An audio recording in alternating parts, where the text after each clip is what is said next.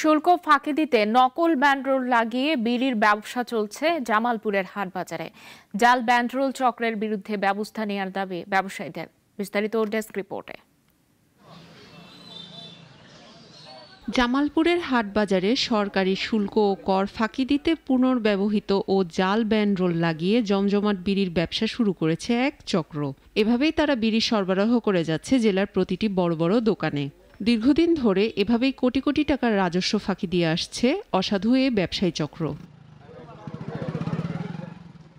2023-24 অর্থবছরের বাজেট অনুযায়ী প্রতি প্যাকেট বিড়ির দাম নির্ধারণ করা হয়েছে 18 টাকা। কিন্তু এ চক্র শুল্ক ফাঁকি দিয়ে কম দরে নিম্নমানের বিড়ি বিক্রি করাতে বিপাকে পড়েছে ব্যবসায়ীরা। রশিদা, বাদশা, আজিত, তারপরে আমরা শান্ত নতুন আছে। কোনটা 1 নম্বর বিড়ি আর কোনটা 2 নম্বর বিড়ি এটা আমরা বুঝিও না, জানিও না। এ বিষয়ে অভিযান চালিয়ে দ্রুত পদক্ষেপ গ্রহণ করা হবে বলে জানালেন এই কর্মকর্তা।